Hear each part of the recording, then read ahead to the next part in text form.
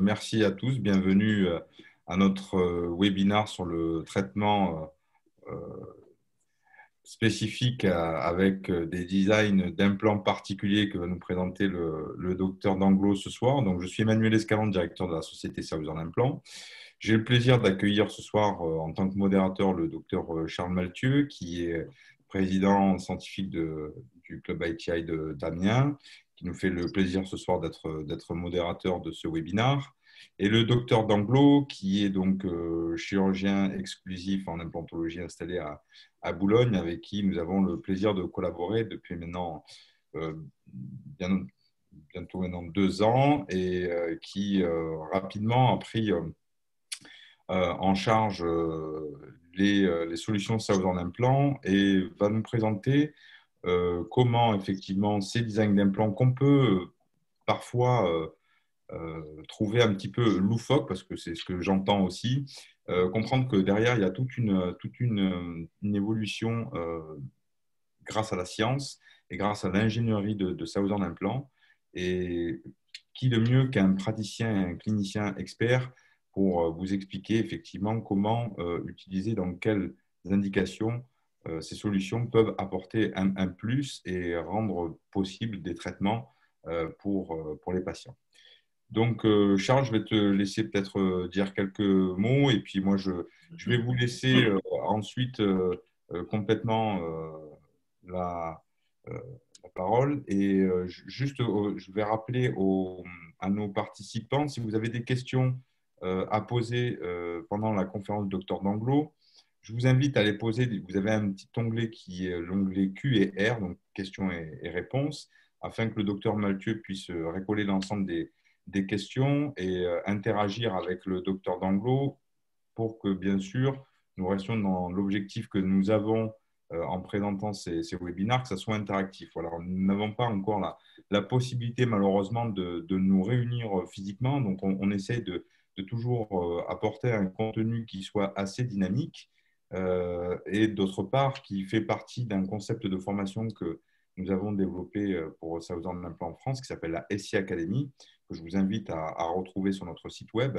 où vous verrez donc différents modules de formation qui sont individualisés pour vous permettre d'avancer effectivement dans de nouvelles techniques, de nouvelles approches en chirurgie implantaire et en chirurgie orale. Donc, n'hésitez pas à prendre les informations sur la SI Academy sur notre site web et nous serons très heureux de vous faire part de l'ensemble des formations disponibles cette année. Charles, la parole est à toi. Merci beaucoup, merci à vous deux et je vous dis à tout à l'heure. Bonsoir tout le monde, merci Emmanuel, merci Ludovic de m'accueillir parce que ça me fait très plaisir. Sur Saouzan Implant que je connais depuis très peu, que j'utilise désormais et qui a beaucoup changé ma pratique en implantologie. Ludovic, je le connais en tant qu'ami et j'ai beaucoup d'admiration pour son travail toujours précis et pointilleux. Donc, je suis sûr qu'on va faire une belle présentation sur un sujet que je trouve moderne, actuel, qui, moi, m'excite beaucoup dans mon métier, de pouvoir dépanner les gens très rapidement sur des processus facilités grâce aux produits Saouzan et surtout de réduire le temps patient. Ça me paraît, en temps de Covid en plus, fondamental. Bonne conférence à tous. N'hésitez pas à me poser vos questions sur le QR où je vais essayer d'interrompre Ludovic autant que je peux. Et puis, je vous retrouve pour les questions. À toi, Ludo. Merci Charles. Merci beaucoup pour ton introduction. Je vais déjà partager mon écran. Voilà. Donc, oui. Hop. Alors, je voudrais remercier Emmanuel pour me donner la parole pendant ce webinaire afin de vous parler de choses relativement innovantes. On va avoir un changement, je pense, un changement de paradigme au niveau de nos traitements implantaires. Donc, merci à toi, Emmanuel, de me donner la parole pour que je présente tout ce qu'on peut faire avec ces implants Saouzan qui ont des designs révolutionnaires peut-être si on compare par rapport aux autres sociétés implantaires, mais pas si révolutionnaires que ça, puisque ces designs existent déjà pour certains depuis un certain temps. Mais grâce à Southern France et grâce à Emmanuel, maintenant ces designers implantaires débarquent en France. Depuis, je crois, Emmanuel, 3 ans maintenant que tu as créé la société. Je voudrais remercier aussi toute l'équipe de Southern Implant qui font un travail formidable et qui permettent un accompagnement des praticiens vraiment au poil, tip top. Hein. Donc aujourd'hui, je vais vous parler de ces traitements, ces protocoles de traitement accéléré. C'est un sujet qui est très vaste. Hein, on va commencer par parler de l'extraction, implantation immédiate et mise en place de la couronne provisoire dans le secteur antérieur, et on va donc progressivement partir sur les secteurs postérieurs et finir la présentation au travers de plusieurs cas cliniques pour montrer ce qu'on peut faire dans les atrophies sévères du maxillaire. Donc, si vous voulez, c'est un sujet vaste. Je vais passer assez vite sur chaque chapitre de ce sujet. Je pense qu'Emmanuel pourra, dans l'avenir, revoir probablement des webinaires qui seront plus ciblés sur tel ou tel type de traitement. Et par ailleurs, dans le cadre du LIS, sachez que au sein de mon cabinet, on reçoit des confrères qui veulent performer dans ce type de traitement et les découvrir. Alors, les protocoles de traitement accéléré, qu'est-ce que c'est? Qu'est-ce que c'est que ces protocoles de traitement accéléré? Eh bien, ce sont des traitements qui vont permettre aux patients d'être plus vite servis. Les patients viennent nous voir pour avoir des dents, ils ne viennent pas nous voir pour avoir des implants. L'implant n'est que la manière d'obtenir les dents, et le but final, c'est les dents, c'est le sourire. Alors, les protocoles de traitement accéléré concernent différentes choses, l'extraction implantation immédiate, l'implantation et la mise en esthétique immédiate dans le secteur antérieur, la mise en charge immédiate pour les édentés complets et l'extraction, implantation, mise en charge immédiate ou mise en esthétique immédiate. Alors, ces traitements qu'on va pouvoir proposer à nos patients vont éviter généralement des traitements plus lourds. Je pense au sinus lift, je pense aux extractions, temporisation, port de prothèses amovibles. Et ces protocoles vont permettre une meilleure adhésion du patient au traitement. Alors, les buts et défis de ces traitements accélérés, ça va être surtout de limiter les pertes tissulaires en limitant la répétition du stress oxydatif. Le stress oxydatif, si vous connaissez mon ami Joseph Choukroun, il en parle très bien et il vous explique que la répétition de ce stress oxydatif entraîne une perte de volume osseux, une perte de volume gingival et aussi un risque de perte des papilles si on multiplie ce nombre d'interventions. Donc, les défis vont être, le but aussi va être d'éviter, comme je l'ai dit tout à l'heure, un handicap pour le patient et donc l'adhésion du patient au traitement. Alors, pourquoi réaliser des protocoles de traitement accéléré? Eh bien, c'est d'abord lié aux patients. Les patients ont forcément envie d'être servis assez rapidement. Ils ne sont pas trop d'accord pour des traitements trop longs, pour la répétition des interventions. Ils craignent forcément d'avoir mal. Le coût des traitements est aussi impactant pour l'acceptation au traitement. C'est vrai que si vous faites des sinus lifts, des reconstructions osseuses, le coût final du traitement va être supérieur qu'avec les traitements accélérés. Il y a des patients qui viennent nous voir de très loin, il y a des patients qui souhaitent tout faire en anesthésie générale, donc on ne peut pas leur proposer de les anesthésier plusieurs fois pour faire l'extraction, les extractions, les sinus lifts, les reconstructions et ensuite poser les implants. Donc il va falloir essayer de trouver une solution, trouver la possibilité d'extraire, implanter et si possible de pouvoir proposer la prothèse le soir ou le lendemain même aux patients. Alors tout ça, c'est très bien documenté, c'est très connu pour ce qui est de la mise en charge immédiate, mais il faut savoir que ça s'applique à tous les secteurs de la cavité buccale, aussi bien au niveau antérieur qu'au niveau prémolaire, molaire. C'est lié au Covid-19. Charles en a parlé tout à l'heure. Vous savez très bien qu'avec cette épidémie, notre façon de travailler a un petit peu changé. On a des temps de décontamination de cabinet entre chaque patient qui nous prennent beaucoup de temps. Parfois, on n'a pas assez de personnel pour réaliser ce type de désinfection. Il vaut toujours mieux prendre un patient en 3 heures, lui faire un maximum de choses que de prendre 3 patients. 3 patients en 3 heures ou 3 patients en 1 heure.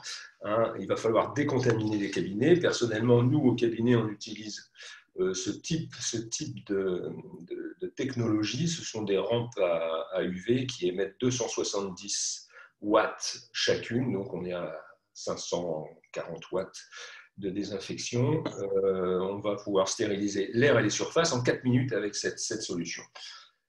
C'est intéressant, mais si on peut éviter à nos patients de venir nous voir trop souvent, eh bien, c'est une très bonne idée. Alors, avant de rentrer dans le vif du sujet, je voudrais vous parler de l'origine des récessions tissulaires suite à extraction dentaire, notamment au niveau des extractions et des implantations dans la zone antérieure. Alors, il faut savoir que l'os vestibulaire est composé essentiellement d'un os fasciculé et qui reçoit sa vascularisation en priorité de l'alvéole, du ligament desmo-dental, de l'os interdentaire et surtout des vaisseaux suprapériostés. Donc, dès qu'on va enlever une dent, on va couper la vascularisation. Dès qu'on va faire un lambeau, dès qu'on va décoller la muqueuse, on va couper la vascularisation. Et donc, cette résorption est un phénomène physiologique inévitable et elle sera d'autant plus fine que l'épaisseur de la paroi osseuse vestibulaire est fine. Et ça, qu'on mette un implant ou pas, on aura une résorption. Et on aura surtout une résorption verticalement, ce qui va entraîner des récessions tissulaires. Alors, l'étude de Brodt a mesuré, a fait des mesures au niveau de cette table osseuse vestibulaire.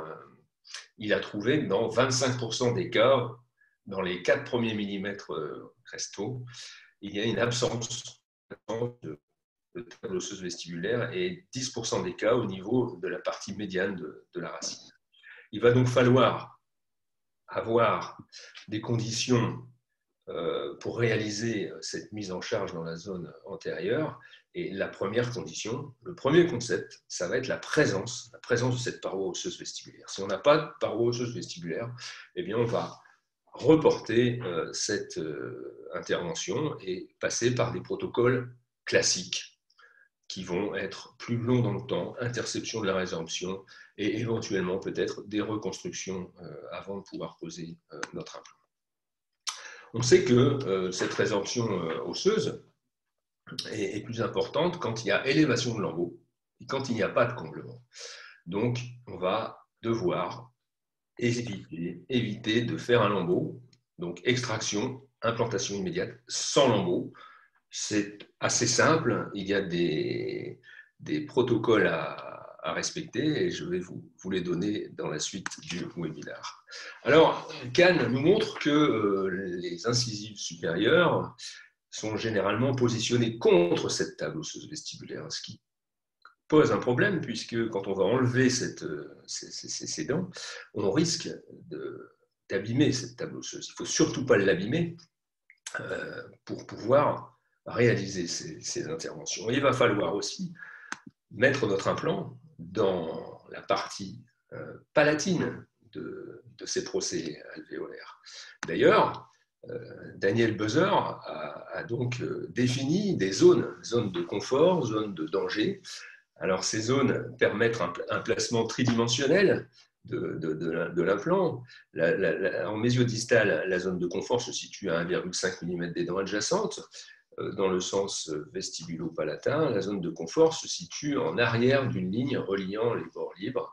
Et dans le sens vertical, la zone de confort se situe 1 mm plus haut que la jonction émail-sément. Il va donc falloir poser nos implants antérieurs en respectant ces placements. Alors, Ferrus, Sands et Linde nous indiquent que plus cette table osseuse vestibulaire est importante, plus elle est épaisse, supérieure à 1 mm, et plus le gap entre l'implant et cette paroi est importante, et meilleur sera le remplissage osseux. Il va falloir d'ailleurs combler ce gap. Alors combler ce gap avec quel type d'os? Alors on a plusieurs possibilités. L'os autogène est bien évidemment une première possibilité, mais on n'arrive pas complètement à préserver ce volume osseux. On sait que l'os autogène se résorbe assez facilement et qu'il sera plus indiqué d'utiliser une hydroxyapatite bovine parce qu'on va réussir presque totalement à conserver ce volume vestibulaire. Donc, quatrième concept, combler le gap est fortement indiqué, et je dirais même obligatoire. Alors, combler le gap, c'est très intéressant, mais si on pouvait avoir un gap plus important, on serait bien content. Alors, c'est là qu'interviennent les designs implantaires. Si on peut avoir un implant un petit peu plus petit au niveau du diamètre, on va pouvoir augmenter ce gap.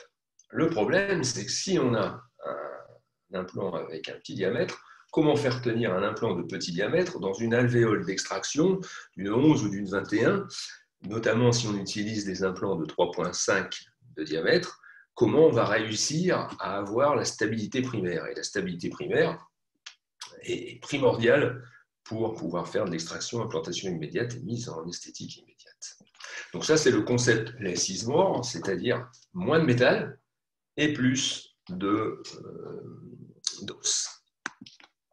La stabilité primaire, on sait qu'elle doit être, pour la mise en esthétique immédiate, supérieure à 35 Nm/cm². Mais est-ce que c'est suffisant, 35 Nm/cm²? Il faut savoir, vous le savez, donc, que pour avoir une stabilité primaire importante, on va avoir, dans les 3 premières semaines, une perte de cette stabilité primaire initiale, qui est une stabilité primaire mécanique, et donc une perte de 60% au bout de 3 semaines. Pendant ce temps-là, on va avoir une stabilité secondaire qui va être constituée par l'ostéo-intégration, par une néoformation osseuse. Donc, la période vraiment, la période critique se trouve à 3 semaines. D'autant qu'à 3 semaines, le patient n'a plus mal, même s'il n'a pas eu mal vraiment avant, il va commencer à s'enhardir, il va commencer à manger sur sa dent, ce qu'il ne faut absolument pas. Et donc là, on commence à prendre des risques. Alors, si on fait un rapide calcul, à 3 semaines, 35 newtons multiplié par 60%, ça fait 21 Nm/cm² de perte. Et donc, à 3 semaines, la stabilité primaire n'est plus que 14 Nm/cm², ce qui est totalement insuffisant. Alors, il va falloir trouver des solutions. Donc, les solutions passent par l'accroissement des couples d'insertion d'implants sans provoquer d'ischémie. Je vous rappelle qu'à partir du moment où on augmente les couples d'insertion sur un os cortical, on va provoquer l'ischémie qui va être responsable notamment des cratérisations qu'on peut voir sur les radios. Donc, il va falloir augmenter ces couples d'insertion au niveau de l'os qui est élastique, l'os qui est trabéculaire. Donc, au niveau de l'apex de l'implant et éviter ces couples d'insertion forts au niveau du col implantaire. Alors, les solutions. Donc là, Ludo, on est déjà sur 2 premiers changements qui sont d'utiliser donc des implants qui vont être plus petits avec des diamètres qui vont plus tourner autour de 4 sans perte de solidité. Et on va aller chercher une stabilité primaire qui est supérieure à ce qu'on a l'habitude d'utiliser, c'est-à-dire qu'on va allègrement dépasser les 35 newtons. Allègrement dépasser les 35 newtons. On peut même aller jusqu'à beaucoup plus, on le verra tout à l'heure, sans provoquer de problème. Parce qu'on va utiliser des couples importants dans l'os trabéculaire. Il y a une question par rapport à ça? Non, c'est parce qu'on est déjà dans des... C'était pour refaire le point, on est déjà dans des changements qui sont en dehors de ce qu'on peut connaître habituellement. On va chercher à mettre des implants qui sont plus gros parce que ça va rassurer côté métal, alors que là, on va chercher plutôt la stabilité osseuse et puis de se rassurer sur le dépassement des couples initiaux pour éviter justement les soucis d'ischémie et autres. Et ça, je trouve que c'est déjà 2 points qui sont très intéressants. Alors, vous allez voir tout au long de ma présentation que je vais un petit peu bousculer des idées reçues. Il y a peut-être, je pense qu'il y a des gens qui ne sont pas tout à fait d'accord avec moi, mais il suffit de regarder un petit peu ce qui se fait dans le monde, hein, ailleurs qu'en France. Et si vous regardez ce qui se fait dans le monde, ailleurs qu'en France, la mise en charge immédiate, ces traitements accélérés sont assez répandus. En France, on est plutôt, à mon avis, timoré là-dessus. Hein. Alors les risques, c'est quoi les risques? Les risques, c'est de perdre des implants. Bon, ça peut arriver. Mais au moins, les patients, ils ont leurs dents. On verra plusieurs cas tout à l'heure où il y a peut-être des risques de perdre des implants, mais le patient aura toujours des dents, et des dents fixes. Alors, comment peut-on augmenter cette stabilité primaire? Par les techniques de forage. Moi, j'utilise beaucoup ce type de fraises, les fraises Densa, qui permettent de condenser l'os et qui permettent d'augmenter les couples d'insertion des implants. Et puis, par le design implantaire. Alors, je vais vous présenter là un implant qui a été mis au point par Stephen Chu de l'Université de New York avec Denis Tarnow, en collaboration avec Southern Implant South Africa. Et donc, c'est un implant qui a une forme un petit peu bizarre. Tout à l'heure, Emmanuel parlait un petit peu des formes un petit peu bizarres, mais c'est un implant extrêmement efficace dans ce type d'intervention. Alors, je vous présente l'implant Inverta. Cet implant Inverta, il a un col implantaire de 3,5 mm, donc il répond au concept less is more, c'est-à-dire qu'il y a moins de métal. Grâce à ce col réduit, on va augmenter le gap entre la table osseuse vestibulaire et l'implant, de manière à pouvoir avoir une reconstruction osseuse très importante latérale, de manière à pouvoir soutenir les tissus mous et éviter les récessions muqueuses, les récessions gingivales, vestibulaires. En plus, il a un corps, on appelle ça le body shift, un corps de 4,5, donc qui est plus large, avec des spires très coupantes qui vont permettre de s'ancrer dans cette os trabéculaire et de comprimer cette os trabéculaire. L'implant Inverta existe en deep conical, donc pour ceux qui aiment bien toutes les connexions coniques, des hexagones externes. Ce que j'utilise. Le body shift fait augmenter la stabilité primaire de l'implant dans la portion osseuse où la vascularisation est la plus importante, en évitant donc l'ischémie osseuse liée à des couples d'insertion importants. Il y a eu une étude clinique menée par Stephen Chu et Nevans, je prononce mal, qui ont été faits avec cet implant sur le chien. Et les implants ont été insérés à un couple de 100 newtons par centimètre carré. 100, c'est énorme. C'est énorme. On m'aurait parlé de ces couples il y a maintenant encore 4 ans, alors que je posais des implants standards. Je me serais dit que c'était même pas pensable d'insérer des implants à ce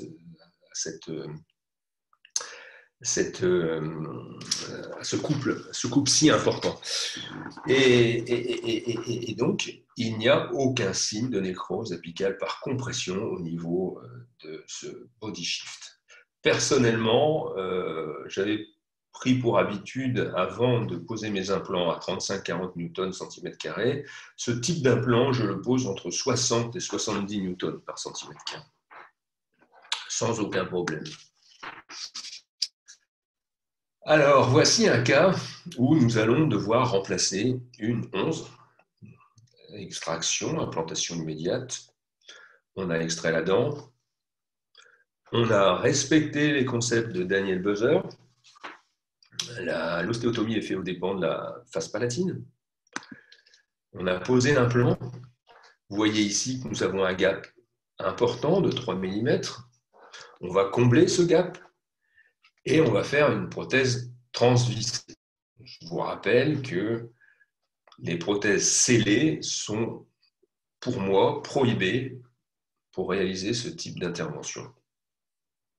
Éviter de mettre du ciment dans cette zone, dans cette zone qui va être l'espace biologique de notre implant, donc il va falloir utiliser des prothèses transvissées.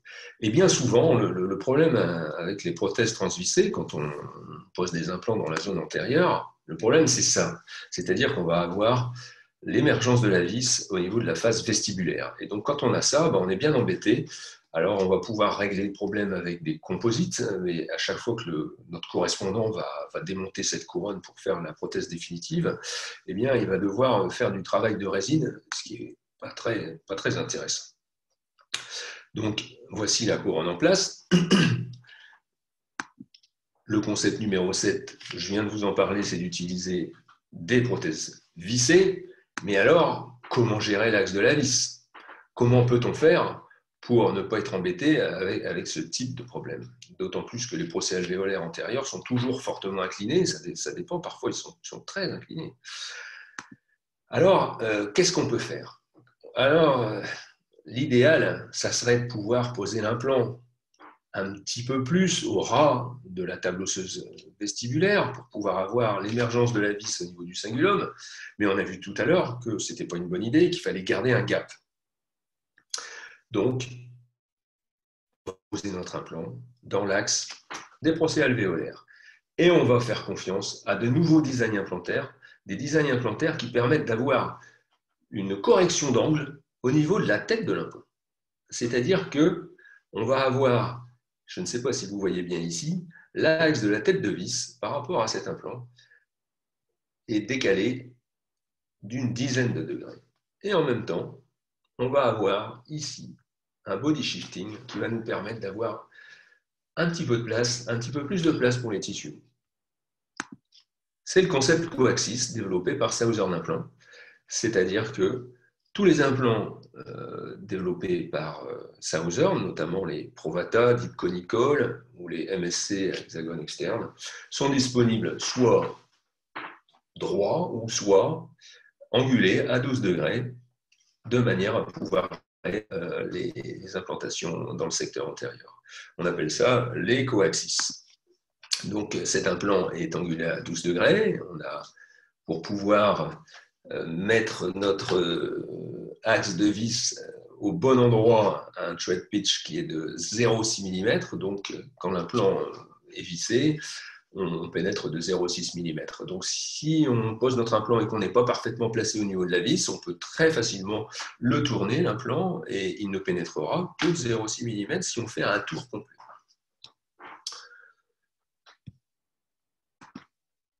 Voici l'implant qui est présenté avec un porte-implant qui permet de pouvoir insérer l'implant sans que l'implant effectue des tours.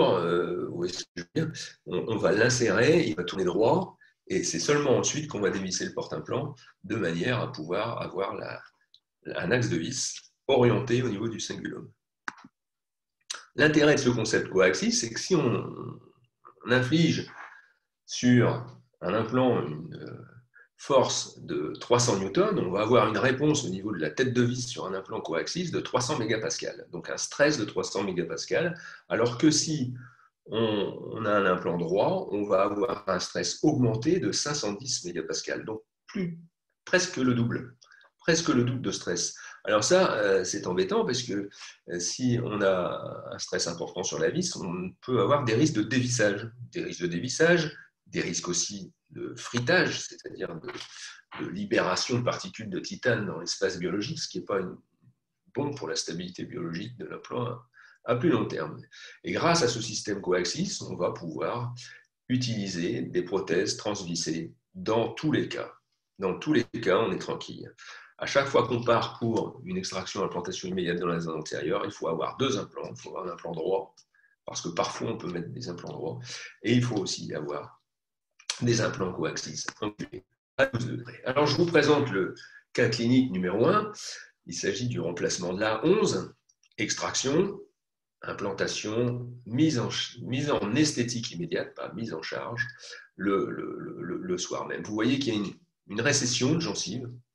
Cette personne a été traitée en orthodontie pour essayer de faire de l'égression orthodontique, ça n'a pas marché. Et donc, je lui ai dit qu'on allait gérer son problème chirurgicalement. Je vous propose toutes les différentes étapes pour voir le résultat. Au niveau de la panoramique, la dent est condamnée. La planification implantaire nous montre qu'on a de l'os. Sur les coupes axiales, on voit qu'on a notre table osseuse vestibulaire qui est présente. Par contre, on a un diamètre radiculaire qui est important et on peut être un peu inquiet quant à la stabilité primaire d'un implant classique. Du coup, on a décidé, voilà l'implant classique. Alors, je n'ai pas planifié sur mon Simplant l'Inverta, puisqu'il n'est pas encore dans ma bibliothèque, mais nous avons décidé de planifier un implant Inverta et de poser un implant Inverta. On ne sait pas encore à ce moment-là si on va utiliser un implant Inverta Drora ou un implant Inverta angulé à 12 degrés. C'est le forage pilote qui va nous le dire. Voilà l'extraction atraumatique. Le forage dépend de la table osseuse palatine. Nous utilisons nos forêts DENSA pour densifier l'os, augmenter donc la densité de l'os pour avoir un couple d'insertion plus important. Voici le résultat de la densification.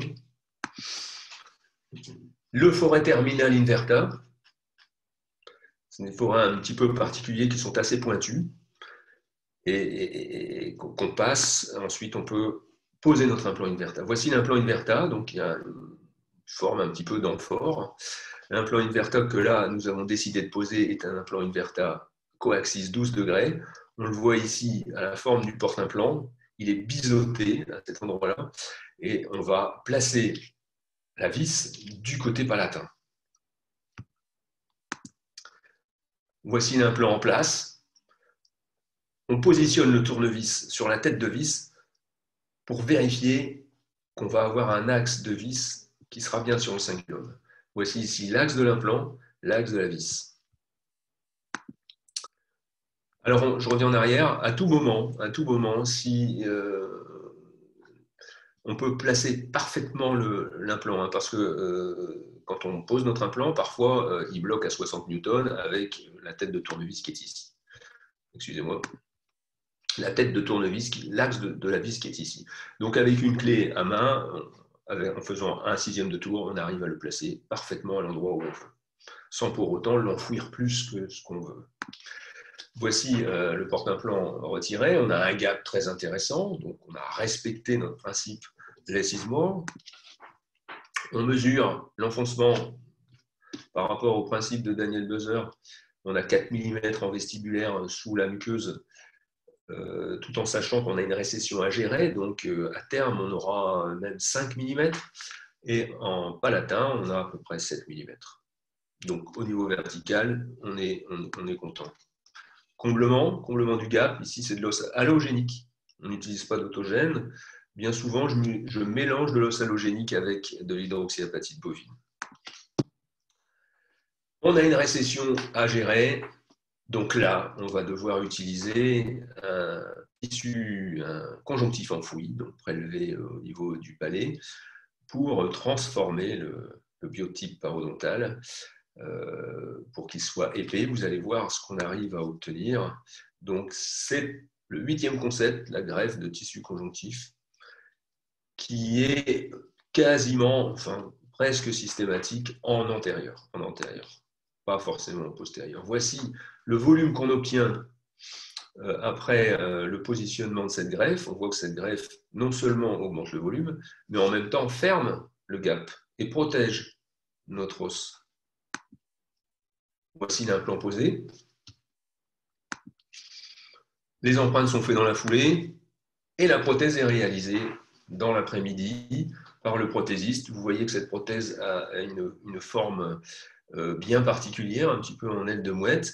Et cette forme ici, en aile de mouette, va venir fermer notre gap de manière à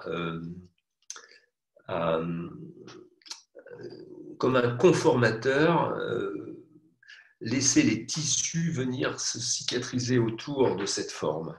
Et donc, donner la forme au manchon épithélio-conjonctif de l'implant. C'est le profil d'émergence qui va venir fermer le gap. Voici la mise en place de cette couronne provisoire. Le sourire de la patiente, bien sûr. Pas de contact occlusal. Le dernier concept. Et ça, c'est interdit. La personne n'a pas le droit de manger sur sa dent. Elle doit manger mou parce qu'on ne sait jamais si un jour elle oublie. eh bien, elle va commencer à solliciter l'implant. Il ne faut absolument pas que ces implants soient sollicités jusqu'à la 3e semaine, la période la plus critique. L'idéal, moi, ce que je demande aux patients, c'est de ne pas manger sur la dent pendant 2 mois. C'est la condition. Et je pense que ces techniques sont des techniques qui marchent très, très bien. Par contre, il faut vraiment s'adresser à des patients qui sont très compréhensifs, qui comprennent bien les enjeux. Et les enjeux, c'est, madame, monsieur, si vous voulez qu'on vous mette là dans le même jour, eh bien, il faut faire des concessions. Il faut faire attention, il ne faut pas manger. Il ne faut pas manger sur la dent et il faut avoir une alimentation molle. Voilà le résultat. Donc, on a géré la récession. Voilà l'implant Inverta, qui est la couronne qui est transvissée.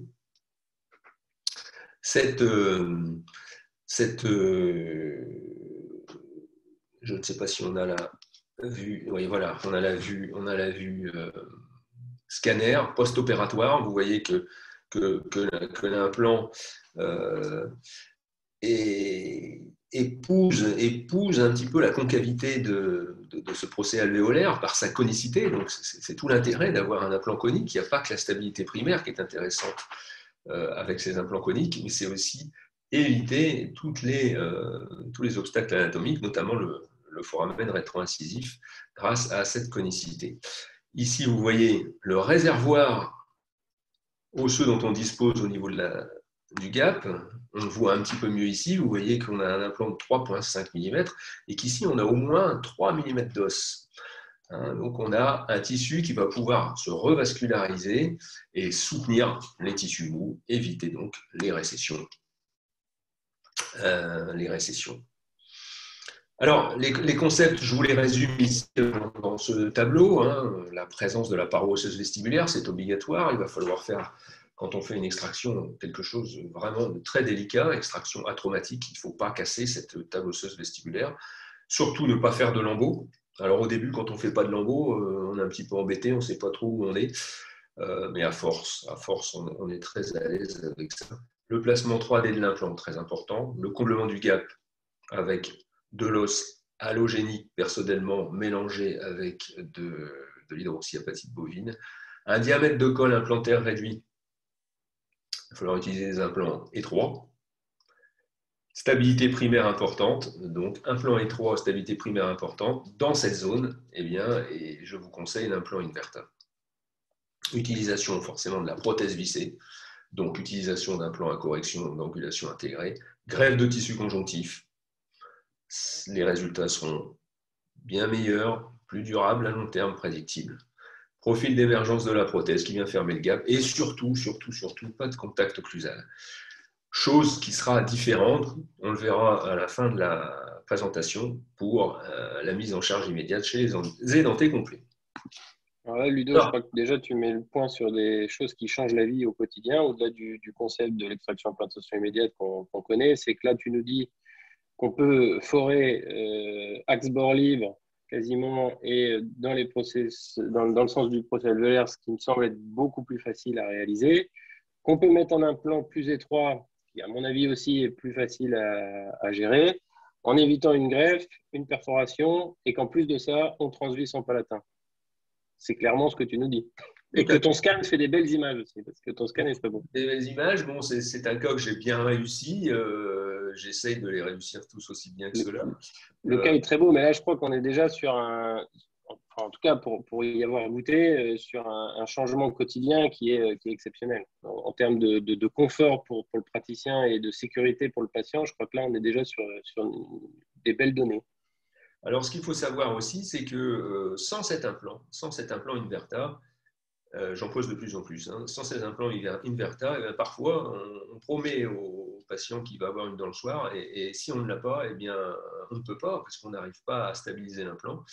Et donc, on est obligé de revenir, et ça m'est déjà arrivé, même en ayant un implant Inverta, parfois, si on n'a pas assez d'os au-delà de l'apex de la dent qu'on extrait, ça m'est déjà arrivé de devoir dire au patient, écoutez, je ne peux pas, il faut rester humble avec ce genre de choses. On ne peut pas toujours à 100% réussir notre coup, malheureusement.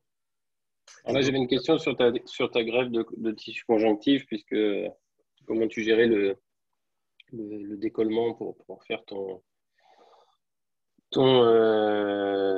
greffe de tissu conjonctif sans imposer un lambeau trop problématique. Oui, je comprends. Alors là, on ne va pas faire de lambeaux avec des incisions de décharge, des choses comme ça. On va juste passer une petite lame pour pénétrer entre le périoste et le tissu conjonctif. Et ensuite, moi, j'ai des petits instruments qui sont peu coupants, que j'ai eu chez Stoma, je crois, et qui permettent de dilacérer au niveau du périoste et de créer une petite poche, une petite, comment on peut dire, oui, une poche dans laquelle on va insérer ce tissu conjonctif. Alors, ce n'est pas un lambeau de pleine épaisseur, attention. Et il va falloir remonter assez haut pour éviter les tensions de manière à pouvoir, là on avait une petite récession, à pouvoir remonter le tout. D'ailleurs, vous avez vu, il y a quand même des fils. Hein. Donc, ce n'est pas un lambeau, mais c'est une poche qu'on fait en avant. Je pense que la réponse à la question est claire. Bien. Donc, je vais poursuivre avec maintenant donc, ces concepts pour la zone postérieure. Alors, ça change un petit peu dans la zone postérieure. Dans la zone postérieure, pas de lambeau. Parfois, on va être amené à faire quand même un lambeau parce qu'on peut faire des interventions combinées. Vous allez le voir dans le cas suivant. Le placement 3D de l'implant, c'est un petit peu moins. Autant dans la zone antérieure, il faut respecter à la lettre les principes de Daniel Buser, garder un gap très important, le plus important possible. Autant derrière, on a un petit peu plus de largeur. On a un os qui est un petit peu moins labile, qui est moins fin, qui est un petit peu plus épais. Vous allez le voir dans le deuxième cas. Le diamètre du col implantaire réduit, vous allez voir que là, des fois, on fait tout à fait le contraire. On fait tout à fait le contraire parce qu'on utilise des fois des implants très larges. Très larges. Je n'en dis pas plus. Et des implants très longs, parfois, pour avoir une stabilité primaire importante. Et la greffe de c'est surtout dans les zones esthétiques. C'est surtout dans les zones esthétiques. Par contre, tout le reste est valable pour les zones postérieures. Alors, je vous présente le cas clinique numéro 2. C'est une personne que j'ai traitée en paro il y a quelques années. Et puis, on avait décidé de remplacer ces dents-là. Manque de chance, cette dent-là n'a pas tenu. Et il va falloir la remplacer. Donc voilà les images scanner. Donc cette dent-là, c'est la 25. Donc sur l'image de scanner, on voit qu'on a une mauvaise cicatrisation de cette zone, qu'on a ici à peine 3 mm avec le sinus maxillaire, et que ça va être un peu compliqué de faire de la mise en esthétique immédiate sur une 25, même si la patiente me le demande. C'est une patiente qui a un métier où elle a un rapport avec beaucoup de personnes, elle parle beaucoup, c'est son métier. Et donc, 125 et 124, parce que la 24, c'est pareil, elle a un problème, la 24, on va le voir sur les autres clichés scanners, eh bien, ça ne va pas aller, et donc elle aimerait bien que je puisse au moins poser les implants 24-25 et mettre les couronnes le jour même. Je vous montre la planification implantaire. Vous voyez qu'un implant classique, donc ici, cet os n'a aucune stabilité mécanique, cet os.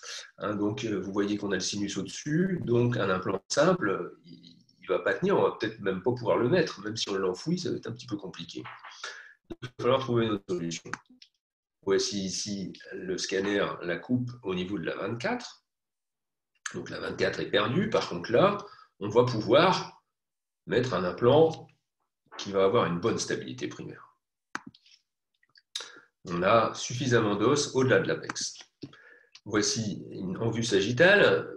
Donc, la 25 a disparu. Et donc, j'ai prévu d'enlever cette 24, remplacer 25 par 2 implants. On va donc choisir, vous avez compris, 2 implants Inverta pour avoir la stabilité primaire. On va en profiter en même temps, parce qu'on est dans le cadre de traitement accéléré, de faire le sinus lift derrière et de poser les 2 implants 26-27, comme ceci. Donc la patiente arrive, une nouvelle partie. Voici comment elle arrive. La 25 a disparu. On doit extraire cette 24. réaliser la pose des 4 implants et le sinus lift dans la même séance. Le soir même, on va poser les couronnes sur 24-25. Donc, fenêtre latérale, on fait notre sinus lift. On utilise les fraises Densa pour aller densifier notre os. Vous voyez qu'ici, pour la 25, ça va être un peu chaud pour faire tenir un implant. On voit ici la membrane du sinus. Sur le moment, je me suis demandé si j'allais y arriver. La dame était là, on est parti, on essaye, on prend les 2 implants Inverta, on pose d'abord la 24, serré à 60 newtons, je crois. 60 newtons. Et par contre, je me rappelle encore, j'étais vraiment étonné, l'implant sur 25, nous l'avons serré à 50 newtons. On a positionné les implants postérieurs.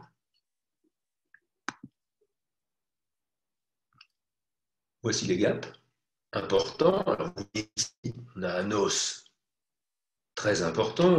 Donc là, on aurait très bien pu poser les implants plus en vestibulaire, plus près de la table osseuse. D'ailleurs, j'aurais dû le faire parce que vous allez voir au niveau du scanner, l'apex de l'implant, il y a une concavité par au-dessus, ici, plus haut, et donc l'apex de l'implant a failli perforer cette table osseuse vestibulaire.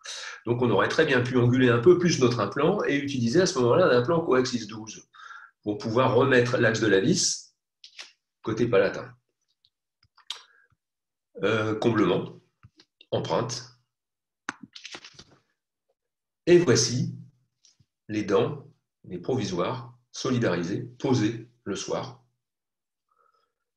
Nous n'avons pas mis en charge, bien sûr, les 26-27, puisqu'il ne faut quand même pas exagérer. Là, on aurait peut-être risqué d'avoir un problème. Par contre, je suis tout à fait confiant. Nos implants sont stabilisés à 60 pour le premier, hein, je l'ai dit tout à l'heure, et 50 pour le deuxième.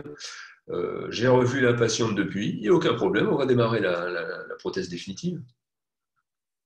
Et le jour où on va démarrer la prothèse définitive, on va désenfouir 26-27 et on va faire les empreintes des 4.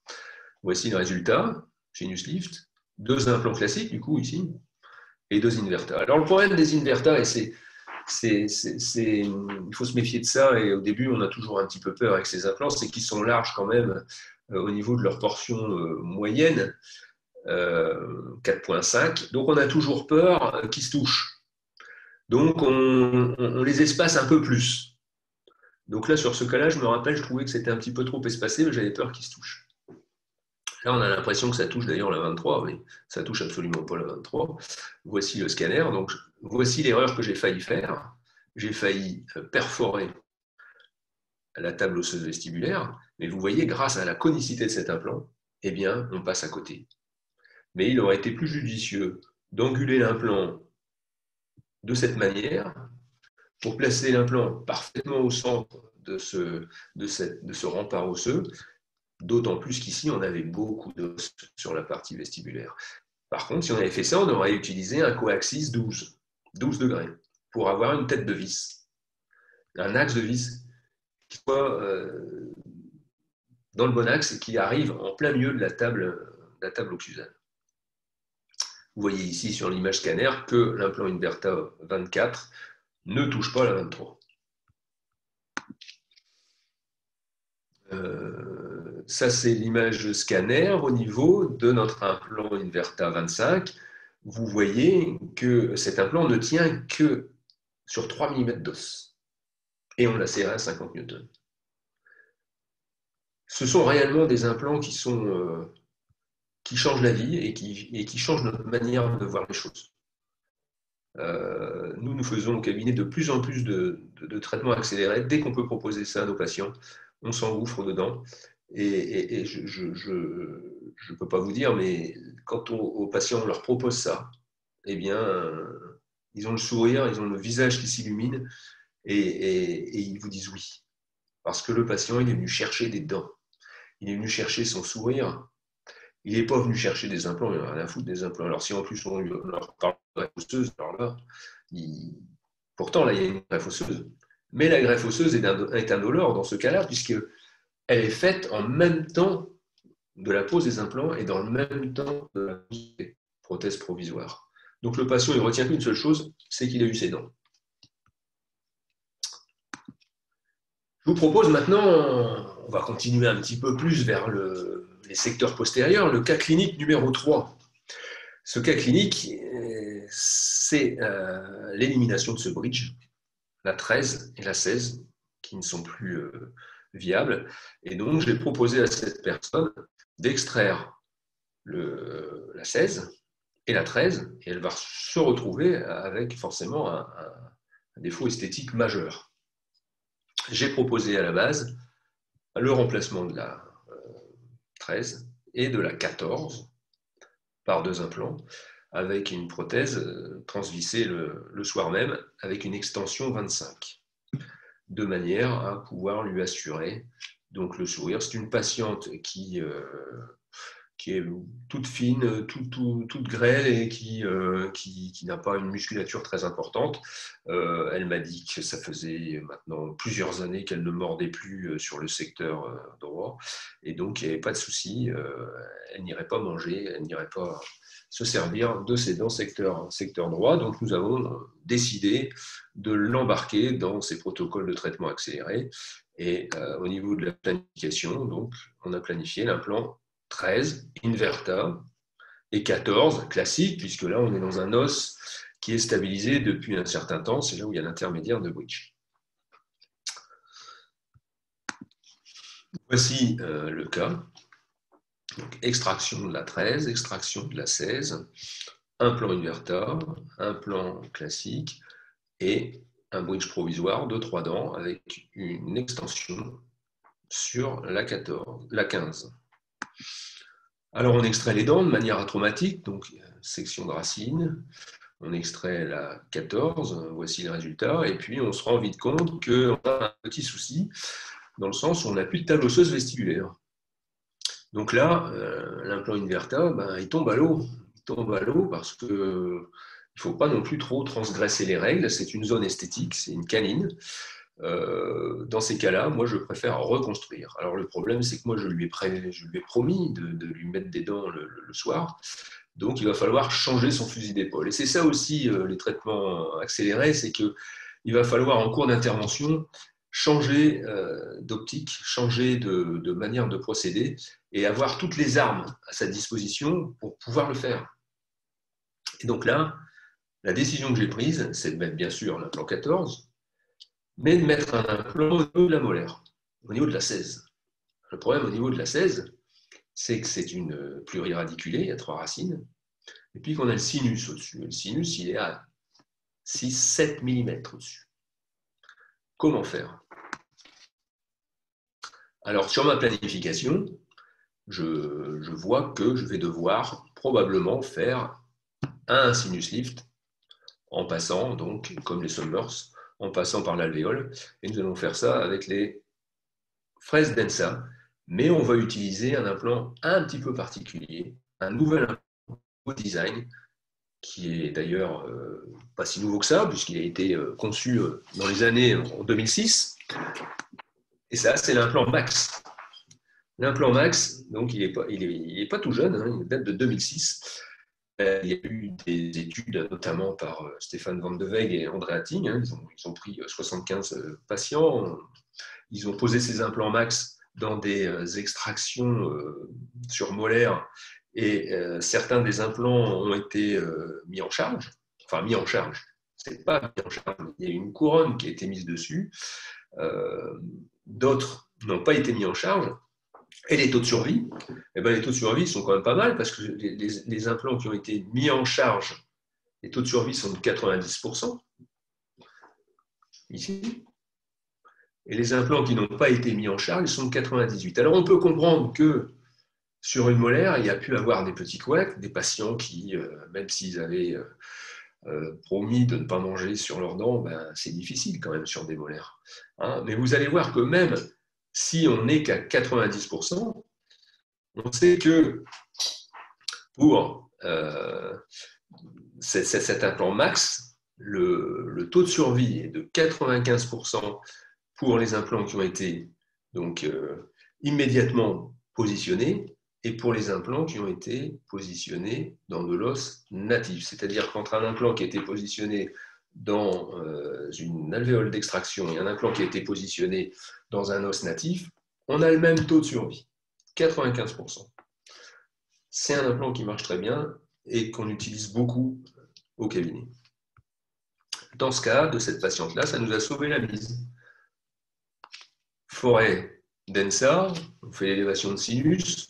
Voici ici l'ostéotomie. On voit les racines, les alvéoles d'extraction. Mise en place des deux implants. L'implant max ici a été serré à 55 newtons de mémoire. Celui-ci a été serré à 40. Vous voyez, alors vous allez me dire, et il y a une paroi vestibulaire en moins. Mais oui, sauf que l'implant max ici, il est 1,5 mm sous la crête en mésial, pareil en distal. Et donc tout ça, ça va se régénérer, sans souci. Sans souci. On a aussi une distance vestibulo entre l'implant et la table osseuse qui est d'au moins 3 mm et demi. Du coup, on va mettre la vis de cicatrisation en attendant les empreintes. On va mettre notre os, on va combler, on va faire notre régénération, notre reconstruction au niveau de l'implant 14, des membranes de péricarde. On va refermer. On va réaliser la prothèse après avoir fait les empreintes qui vont être posées le soir même. Voici le soir même, au moment où on dévisse les vis de cicatrisation, vous voyez déjà qu'on a un aspect que moi je trouve extraordinaire. Entre l'intervention, la pose de l'implant et cette image, il n'y a quand même que 5 heures. Et on a déjà des tissus qui ont repris leur forme. J'ai revu cette patiente la semaine dernière. Tout va bien. Ça fait 2 mois qu'on a posé ces implants. Il n'y a aucun problème. Et si, même, tout d'un coup, on avait un des deux implants qui lâche. Imaginons que mon max lâche. Ben, c'est pas grave. Mon max lâche, je dois la réopérer pour poser l'inverta. Enfin, ça ne sera plus un inverta de ce fait-là, parce que ça aura été reconstruit. Donc, un implant standard, peut-être coaxis ou pas, au niveau de la 14. Et bien, le jour où je poserai mon implant au niveau de la 14, eh bien, je pourrais remettre en charge son bridge en le modifiant. Et donc, cette dame sera restée tout le temps avec des dents. Tout le temps avec des dents. Et elle va oublier qu'elle a eu un échec implantaire. Elle va oublier, oh, j'ai perdu un max. Bon, c'est pas grave, j'ai gardé tout le temps mes dents. C'est pas grave. Alors, c'est grave pour le dentiste, parce que le dentiste, il se dit, oh merde, j'ai perdu un implant, il faut que je recommence. Ben oui, il faut recommencer, mais ça fait partie de la règle du jeu. Voilà la prothèse. Donc, vous voyez, on a fait une prothèse avec une extension sur la 14, et tout va bien. Ça fait 2 mois, tout va bien. Voici le sourire de cette personne, et voici ici le panneau de contrôle fait juste après la pose des implants. On voit encore les vis de cicatrisation. Vous voyez ici le travail de la fraise densa qui a permis l'élévation du sinus. À la base, le sinus était comme ça. Donc on a élevé le sinus, on a ostéo-condensé l'os qui se trouvait entre les racines de cette 16 et on a fini de stabiliser, enfin de condenser cet os en stabilisant cet implant max à 55 newtons, je crois, c'est ce que j'ai dit tout à l'heure.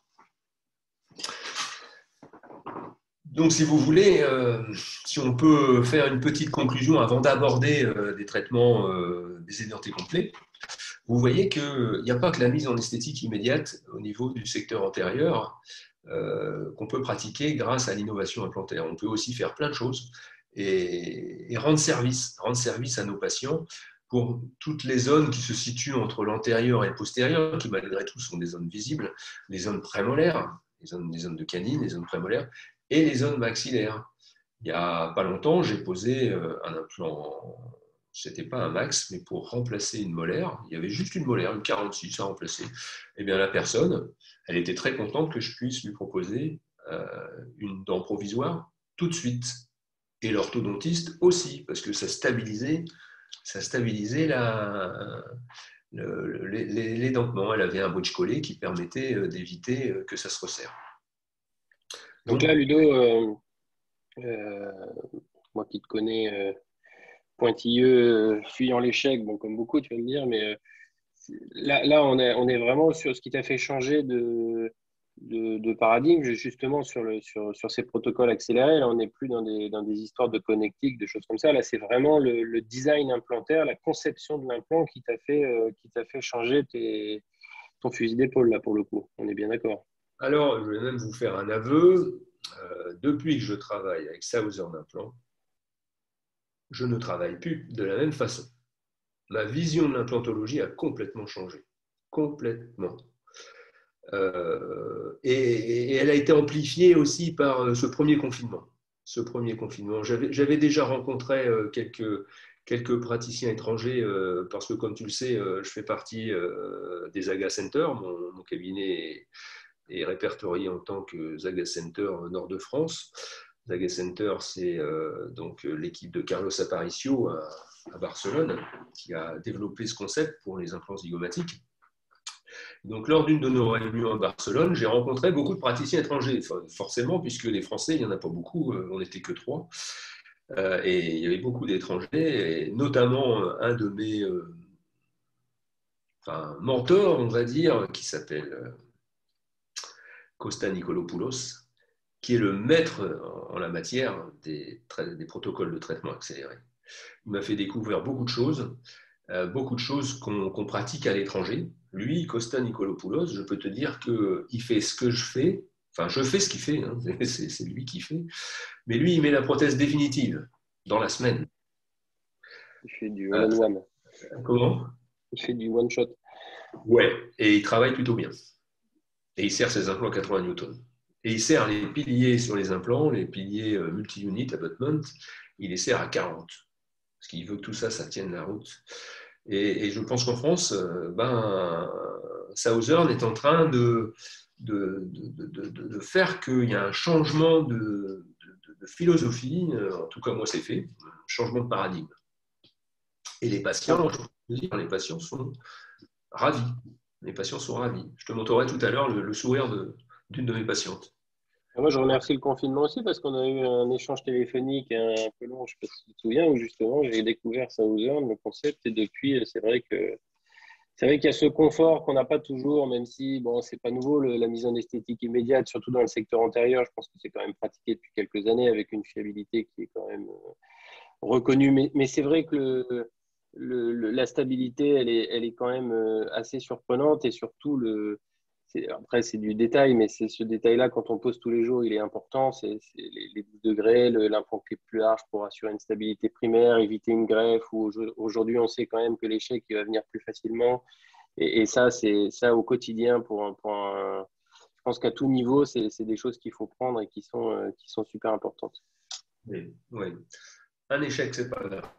Un échec, c'est pas grave. Mais il faut savoir rebondir. Il faut savoir rebondir. Donc, pour reparler du confinement, oui, j'ai beaucoup regardé les webinaires de Costa, son ami Petrov, oui, Petrov, Ivanoglou, et vraiment, ils ont une philosophie complètement différente. Et ils utilisent des implants Southern. On va un petit peu avancer, donc là on va rentrer dans des trucs encore un petit peu plus invasifs. On va parler des édentés complets ou des candidats à l'édentement complet. Donc voilà, vous voyez que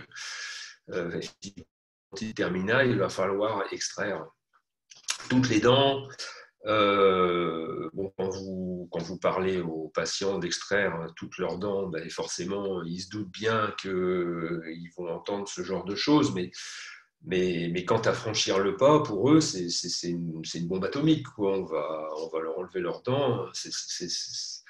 Ils vont être édentés, ils vont avoir un complet. Le complet, c'est le truc dans un verre d'eau. Psychologiquement, c'est très mauvais. D'où l'intérêt de pouvoir faire de l'extraction implantation, mise en charge immédiate. Là, c'est de la mise en charge. Là, les gens vont mordre, forcément, ils vont se servir de leurs dents. Alimentation molle, bien sûr. Donc, voici notre patiente que j'ai vue ce matin, d'ailleurs. Je n'étais pas voulu, mais elle est venue ce matin. Elle va très bien. Voici le tableau clinique. Donc, baisse de DV, poids alvéoli, toutes les dents partent vers l'avant, ça ne tient plus, il y a du tartre partout. Donc, on a prévu de lui faire un All-on 6 en haut, un All-on 6 en bas, bimaxillaire réalisé dans la même séance, On ne va pas rentrer dans le débat entre les All-on-4 et les All-on-6. Hein. Je pense que ce type de débat sera super bien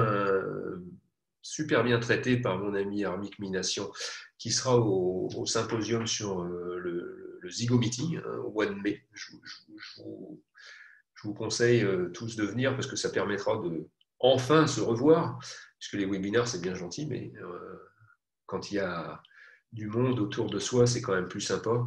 Ça permet d'avoir des rapports amicaux. Armik connaît très bien tout ça et il pourra vous dire quelle est la différence entre un All-on-4 et un All-on-6. Ce n'est pas le propos de la journée. Tout ce qu'on sait, c'est que c'est un All-on-4. Ça existe depuis longtemps, hein, de 2004, hein, lancement du concept par Paolo Malo, et qu'on a des taux de survie à long terme de 95 à 98%, donc à long terme sur 10 ans. Ça marche très bien, ça fait partie des données acquises de la science, quoi qu'en disent certains de mes confrères. Moi, je suis persuadé, le All-on-4, ça marche très très bien, et la plupart des problèmes qu'on a sur les All-on-4, c'est lié à la prothèse. Je suis bien d'accord. Donc, voilà, c'est une thérapeutique fiable, tout comme le principe d'utiliser des implants angulés. Donc, ces implants angulés, on a découvert les coaxis 12, mais on a aussi des coaxis 24 pour faire des All-on-4 pour les implants postérieurs. Et on a aussi des coaxis 36. Par contre, les coaxis 36 pour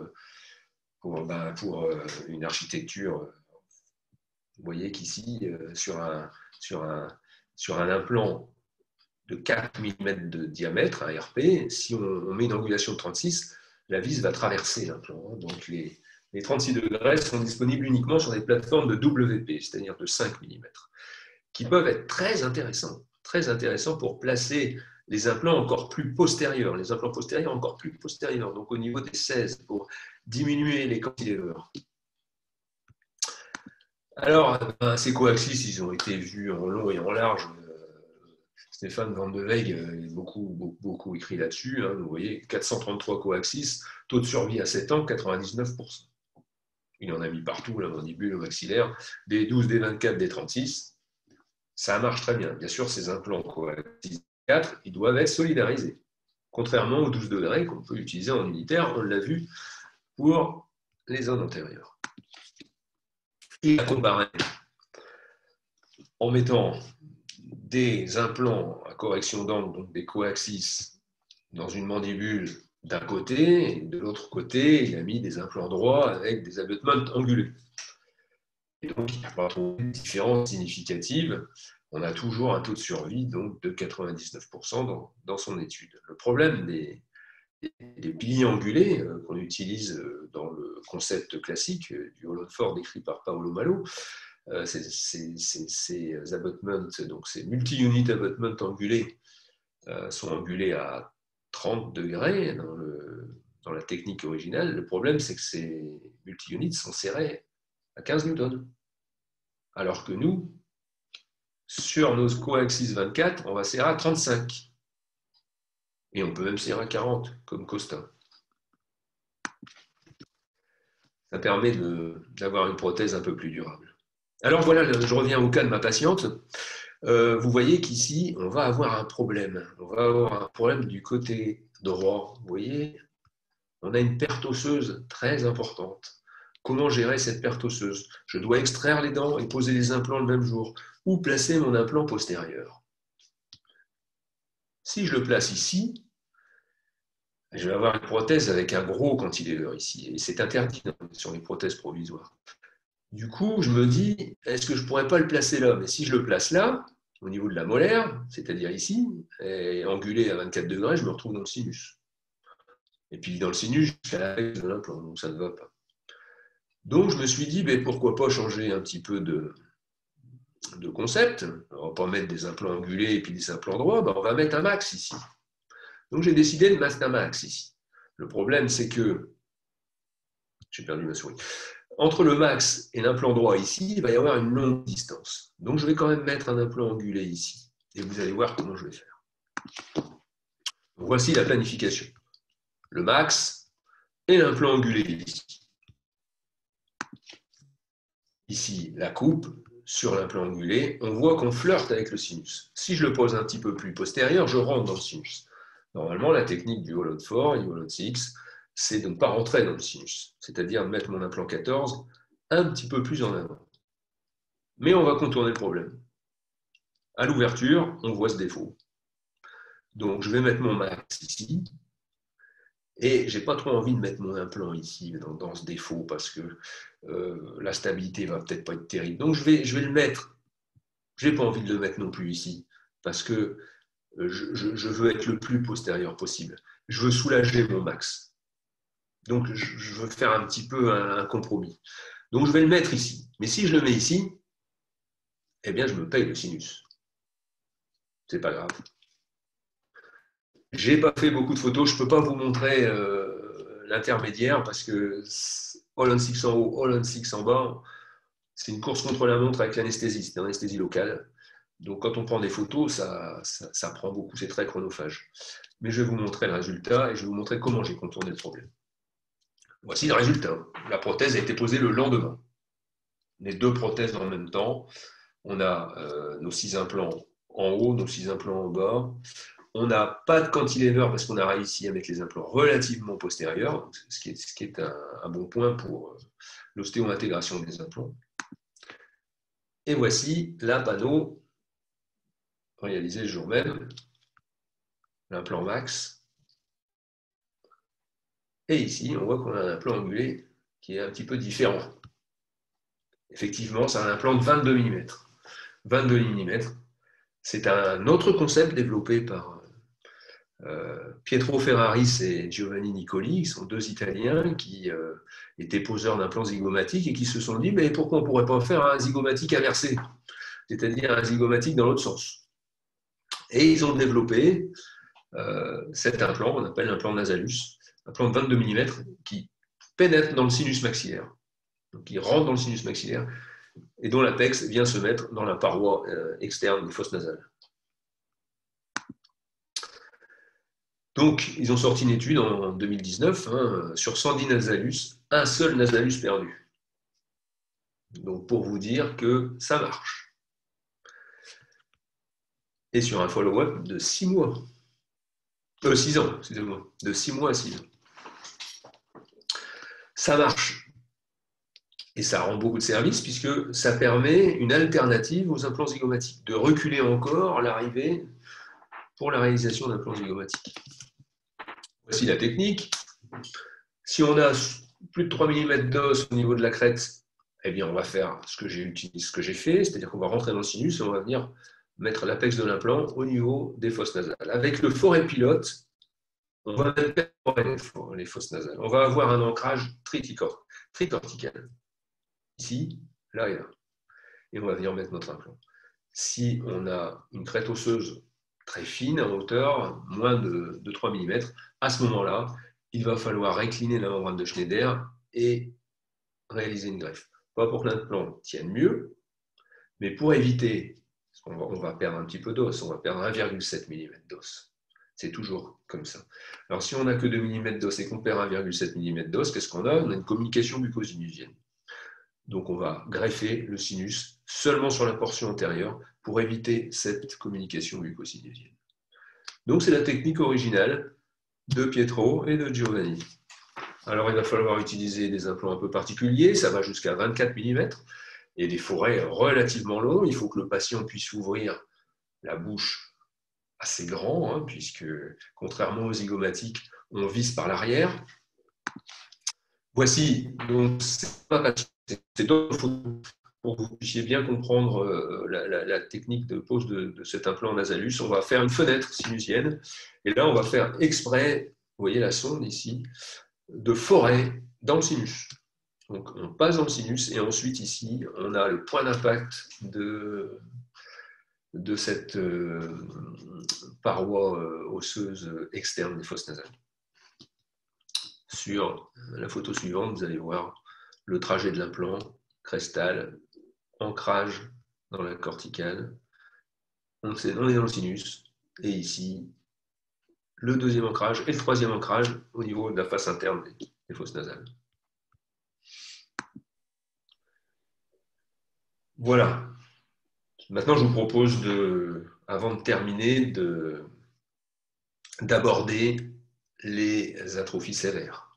Atrophie sévère du maxillaire. Alors, c'est un petit peu bizarre parce que, en fait, ces gens qui ont des atrophies sévères, généralement, on n'a plus d'os du tout. Greffer, quand on n'a plus d'os, ben, généralement, les greffes, ça ne marche pas. Quand on n'a plus qu'une fine lamelle d'os, on ne peut pas greffer. Et puis, en plus, même si on voulait greffer, résultat étant très aléatoire, le patient ne peut pas porter de prothèse. Comment est-ce qu'on peut proposer à un patient, oui, je vais vous greffer, on n'est pas sûr d'y arriver, et vous n'allez pas porter votre prothèse pendant 7-8 mois. Il n'y a personne qui vous suit, il n'y a personne qui est d'accord. Donc, il va falloir trouver d'autres solutions. Et quand il n'y a plus d'os au niveau du maxillaire, je parle surtout du maxillaire supérieur, là on va parler du maxillaire supérieur, il va falloir chercher de l'os où il y en a. Et le seul os qui ne se résorbe pas parce qu'il fait partie des poutres de la face, c'est le zygoma. Le zygoma, et en plus on a l'insertion du masséter sur la portion inférieure du zygoma qui permet de stimuler cet os. Et donc on va s'insérer à ce niveau-là. Donc cette patiente vient me voir, tout bouge, tout est enflammé, on voit qu'ici les implants ont été placés, on n'a pas respecté les principes de Daniel Bezer, là, les implants ont été positionnés trop vestibulaires, il n'y a plus de gencives attachées, il n'y a plus rien. Voici ici la panoramique. Donc les implants ont perdu tout leur os. Bon, il y a même un implant qui est parti dans le sinus. On va donc cette fois-ci faire un protocole, on va dire semi-accéléré, puisque je ne vais pas m'amuser le jour même de l'extraction, enfin de l'exérèse des implants, je ne vais pas m'amuser à poser des implants zygomatiques le jour même. Je vais d'abord enlever ce bridge et enlever ces implants et attendre que ça se stabilise. Je n'ai pas envie d'avoir de communication bucco-sinusienne. Je n'ai pas envie d'avoir d'infection du sinus. Donc l'implantologie zygomatique, moi, personnellement, je préfère temporiser avec les extractions. J'extrais et ensuite, je pose mes implants. Je ne veux pas prendre de risques avec ça. Parce que là, on ne joue pas dans la même cour. C'est autre chose. C'est plus de l'implantologie classique. Donc voilà, donc il n'y a plus rien qui tenait, les implants ils partent avec. Malheureusement, celui qui est dans le sinus, il va falloir l'enlever pendant qu'on va poser les implants. Alors, ces implants zygomatiques, ce n'est pas d'aujourd'hui que ça existe. C'est Pierre Brandmark qui a été un type extraordinaire qui a tout inventé. Eh bien, sur des personnes qui ont eu des cancers de la face, il a fallu les réhabiliter et il a décrit cette technique dans les années 90. Et il y a pas mal de personnes très, très connues dans le monde de l'implantologie zygomatique et qui ont fait des études. Donc, on va les citer. Chantal Malvé, donc, qui trouve tout de suite des taux de survie extraordinaires, 100%. C'était sur des études relativement courtes.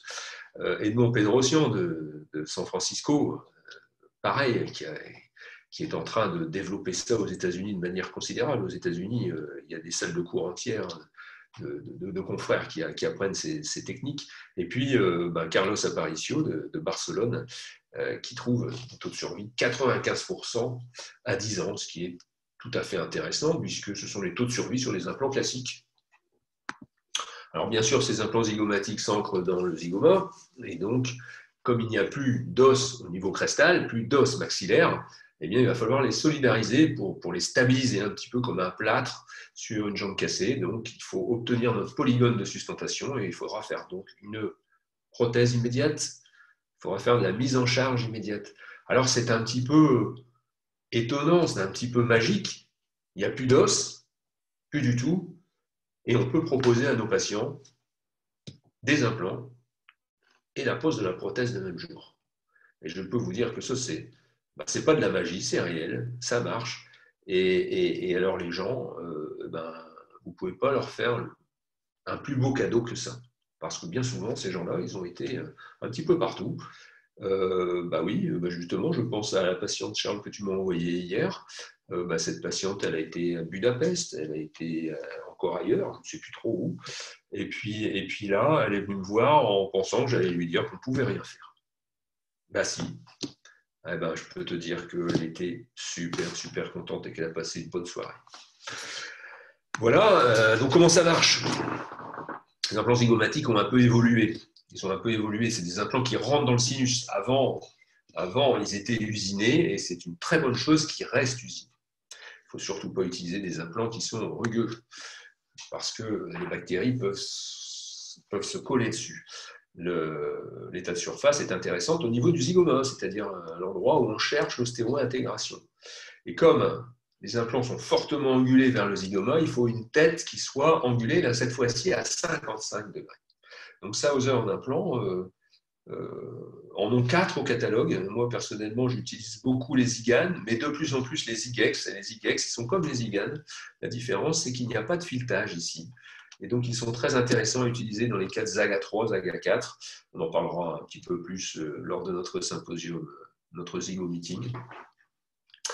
Ce Zygex permet de gagner quasiment 1 mm d'épaisseur au niveau de la tête de l'implant. Et ça peut être intéressant pour éviter les fenestrations et les problèmes de tissu.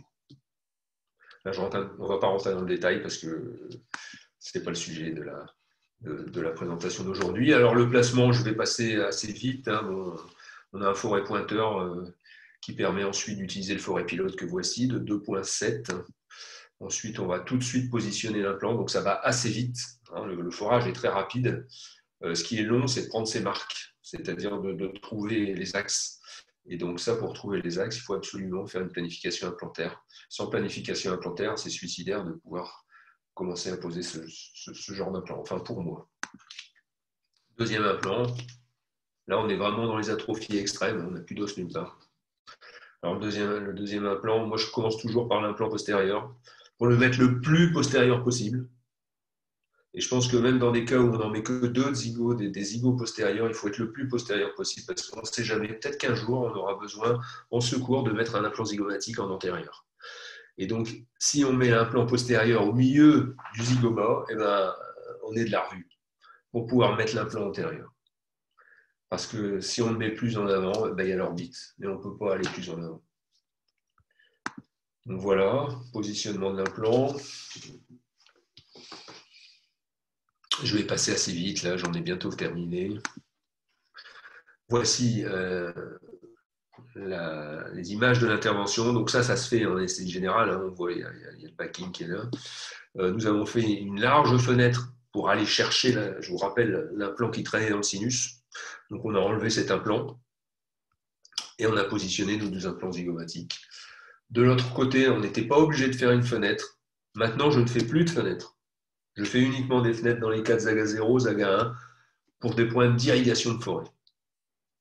Mais sinon, je ne fais pas de fenêtre. J'essaye d'être délicat avec mon os. Voici le positionnement, le panneau post-opératoire. Le sourire de la patiente. Prothèse posée le lendemain.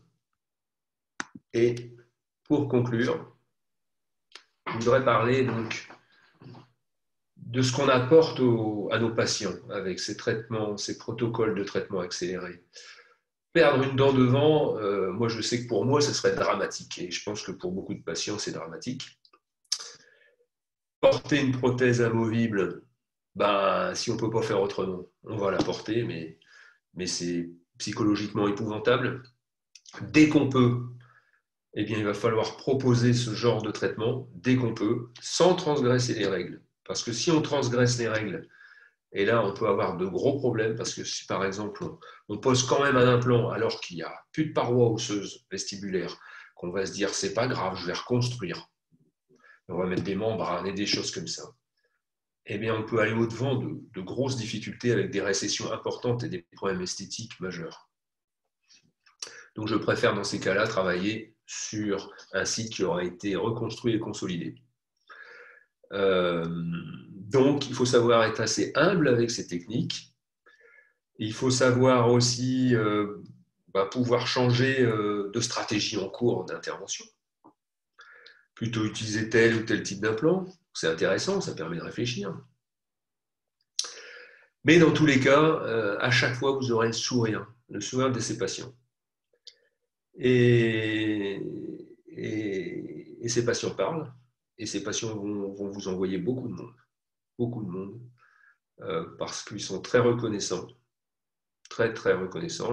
Ma patiente que j'ai vue ce matin, là, le cas où j'ai mis mon Nasalus et mon Max, le bimaxillaire de Holland 6, ce matin, elle m'a dit vous allez voir ma voisine. Et donc, effectivement, sa voisine a pris rendez-vous lundi pour le même type de problème. Je pense que pour conclure, il faut se mettre à la place des patients et savoir que les patients viennent nous voir. Pourquoi ? Pour restaurer leur sourire. Restaurer leur sourire. Ils ne viennent pas vous voir pour poser des implants. Ils viennent vous voir pour avoir une solution. Et s'ils peuvent l'avoir tout de suite, et ben là, c'est la cerise sur le gâteau. Avant de terminer, je voudrais remercier toute mon équipe parce que grâce à elle, je peux faire ces belles photos pour pouvoir partager avec vous ce soir. Donc Stéphanie, Sandrine, Adeline et puis malheureusement Nathalie qui est derrière l'appareil photo. On ne voit pas sur la photo. Alors. Charles, j'en ai fini. Et je te laisse la parole. Non, écoute, bravo, parce que les cas sont très beaux, le propos est très clair. Bon, moi, je te connais, donc je sais très bien, et je sais aussi à quel point pour toi, c'était pas forcément évident de changer justement ces paradigmes-là. Il faut que tu en sois sûr et convaincu. Donc moi, je suis super rassuré par rapport à ton expérience, parce que je sais que si tu es passé à ça, c'est que c'est sûr, parce que voilà, je connais bien ça. Alors, au-delà du côté implant zygomatique, parce que bon, c'est une fenêtre un petit peu à part, même si je trouve ça fantastique de ne plus pouvoir dire non aux patients, ça, je trouve ça génial. Mais pour revenir à de l'implantologie plus traditionnelle, qui est peut-être un peu le propos un peu plus proche des gens qui sont là ce soir, même si j'ai vu qu'il y avait Michael Samama qui était là, que je salue, Michael. Très bien les zygos. Au-delà de ça, sur de l'implantologie de tous les jours, moi, je trouve que c'est un bonheur d'éliminer un des derniers freins qui existait à l'implantologie classique, qui est le timing, et de pouvoir finir avec j'enlève la dent, j'attends 3 mois ou 4 mois, je mets mon implant, et puis j'attends encore 6 mois, et puis je mets un appareil en résine que les gens ne supportent pas. Il y a tous ces mois qui passent de déception pour les patients, et finalement, ils ne sont pas si contents que ça de l'implant, ou en tout cas, ils le sont que très tardivement. Et en plus de ça, ces parties provisoires, je trouve qu'elles sont stressantes. La chirurgie se passe super bien, on est content d'imposer notre implant, en tout cas nous à notre échelle. Et toutes les emmerdes, elles viennent de cette saloperie provisoire qu'on va mettre en place, on se torture pour trouver la solution. Et là, c'est juste le bonheur de satisfaire les patients. Ils sortent avec leurs dents ou 2 jours après ou 24 heures après, peu importe. Et en plus de ça, nous, on dort peinard parce qu'on a pu, contrairement à ce qu'on peut penser, avec la mise en charge soit immédiate ou la mise en esthétique immédiate, finalement, on a moins d'emmerdes. Donc, je dis bravo aux scientifiques qui trouvent tous ces protocoles et bravo aux sociétés comme Southern qui nous mettent à disposition des outils qui nous permettent d'être peinards. Et ça, c'est super. Voilà, moi, j'ai rien d'autre à dire de plus. Il n'y a pas de questions, donc tu as été super clair. J'ai eu aucune question, c'est moi qui les ai posées. Donc, voilà. Merci Manu, merci Ludo. Je pense que Manu veut conclure. Oui, tout simplement pour vous remercier. Merci Ludo pour la dynamique et pour le partage des informations. Alors effectivement, c'était un spectre un petit peu large ce soir sur les possibilités de restauration qui peuvent être proposées aux patients aujourd'hui avec des dispositifs médicaux. Et puis, Michael est là, on a aussi longuement discuté effectivement sur la philosophie de Southern Implant et ce qu'elle propose aujourd'hui à ses clients et pour les patients, c'est vraiment de l'implantologie médicale et avec une réflexion profonde sur la gestion des indications. Et merci d'avoir souligné le fait que effectivement tous les concepts qui sont proposés sont des solutions qui sont largement éprouvées scientifiquement avec un recul très important. Donc, on ne fait pas prendre de risques à nos clients dans l'utilisation de ces nouveaux concepts, effectivement, comme tu l'as dit, en France, mais qui sont largement éprouvés à travers le monde depuis un certain nombre d'années. Merci, Charles, voilà, pour la dynamique aussi apportée à Ludovic, parce que c'est un exercice toujours un petit peu particulier de parler devant son ordinateur. Et c'est vrai que ça amène un petit peu de baume au cœur, effectivement, de savoir qu'on est entendu, même si les messages de remerciement arrivent. Merci, Ludovic, pour ce travail. Et j'espère que voilà, ça donnera envie à certaines personnes de nous retrouver bientôt sur les prochains événements que nous allons organiser et de suivre un petit peu l'activité de Southern Implant et des formations que nous pouvons proposer avec nos différents experts à travers la France. Voilà, je vais vous remercier. On va clôturer. Voilà, il est 9 heures. On a un petit peu débordé dans le timing, mais bon, c'est pour la bonne cause, on va dire ça. Bon, merci à tous. Passez une excellente soirée et je vous dis à très bientôt. À bientôt. Salut à tous. Bonne soirée, salut. Salut.